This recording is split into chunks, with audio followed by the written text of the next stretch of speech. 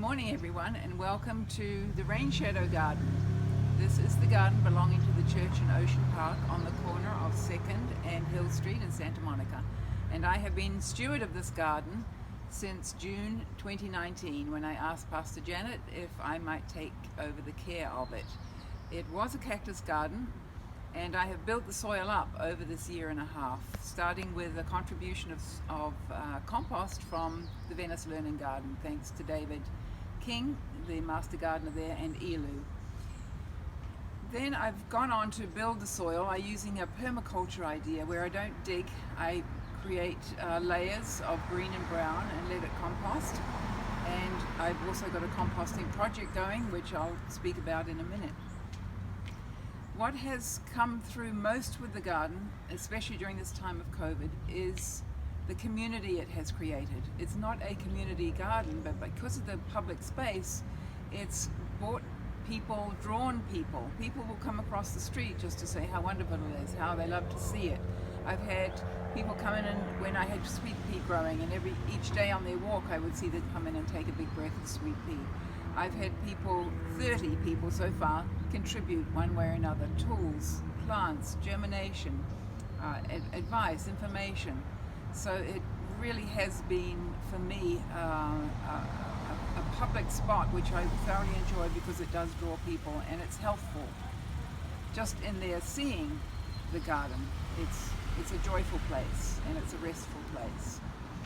So let me show you around a little bit. I'm aiming at an edible garden. So as many of the perennials as I can get are usable either for human consumption or for use in the compost. And we can start right here. This is a pigeon pea, which is edible but high in nitrogen, so I'll be using that for my compost when it gets a little bigger. And another pigeon pea here, both donated by a friend of the garden, Keith, as was this moringa tree, which is highly edible and also good for composting. And then my neighbors, Tim and my immediate neighbor, Linda, contributed these plants here. Let's walk over this way. This will be, and has been, a wildflower spring garden under the sign.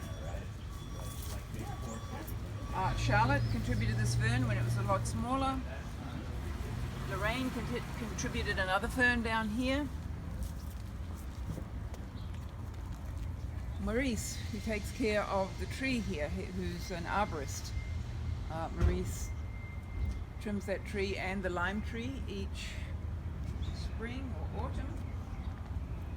Maurice delivered a passion fruit, which is perfect for this space. It's already fruiting. This has only been in for about 2 weeks. So let's take a walk around.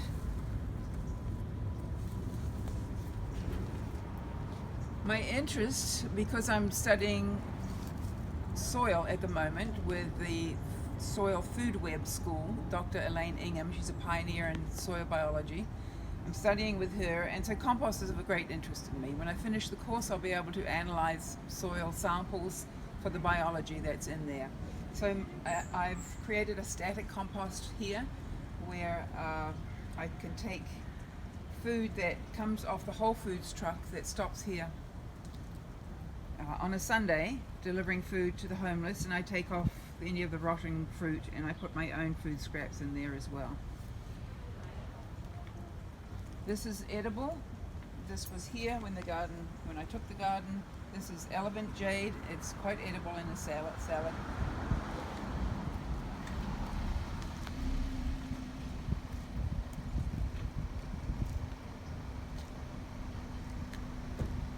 These two trees here would normally grow very tall, probably 30 feet tall. They were donated by the neighbor to the church. They were in pots and dying, so I transplanted them, and they're surviving. I do hope they don't get 30 feet high, but they're trimmable, so they won't get that high. This will be a display of daffodils come spring. I just put bulbs in here yesterday.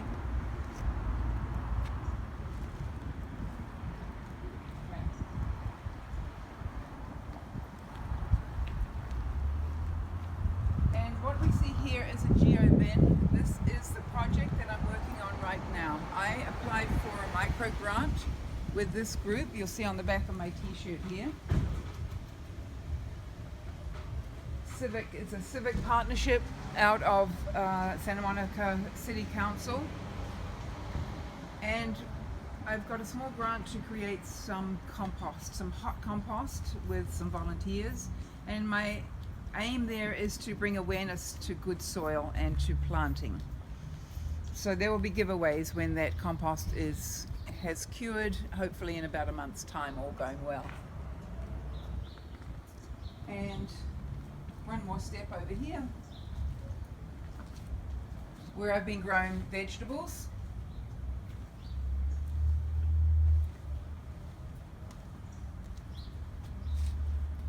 And I decided, after experimenting last year, having them in the main garden, I put them into cloth bags because much easier pest management having them in this space. And again, in this garden I don't use any chemicals. It's all biological, and my pest management is pretty much picking the pests off the leaves and keeping monitoring them for caterpillars and the like. So this makes it very easy to manage. So that's the RainShadow Garden, and I hope you will come down and visit. And I want to thank Janet for giving me this gift of sharing the garden, not only keeping me occupied and healthy during COVID, but a lot of other people who have been involved and pass by and enjoy the garden. So thank you.